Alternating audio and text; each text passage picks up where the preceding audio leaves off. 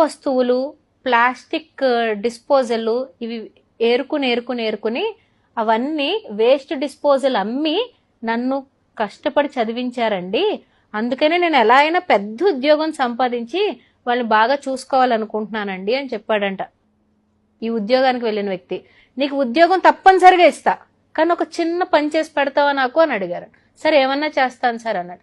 ఒక 3 రోజులు మీ అమ్మగారు నాన్నగారితో పాటు వెళ్ళి వాళ్ళు చేస్తున్న పని 3 days చేసి నువ్వు 4th day రా, నేను నీకు జాబ్ ఇస్తాను అన్నాడు. ఫస్ట్ డే ఈవినింగ్ అండి, ఈ ఎంఎన్సీకి జాబ్ అప్లై చేసిన వ్యక్తి ఫస్ట్ డే ఈవినింగ్ కి చిన్న గాజు పెంకు గుర్చుకుని ఒక చిన్న ఐరన్ రాడ్ గీసుకునేటప్పటికి విలవిలవిల్లాడిపోయి హాస్పిటల్కి వెళ్ళిపోయి ఫస్ట్ ఎయిడ్ చేయించేసుకుని తల్లిదండ్రుల కాళ్ళ మీద పడిపోయి ఇంత కష్టపడి ఇంత కోసుకుని ఇంత ఇనుముల గాజు పెంకుల మధ్య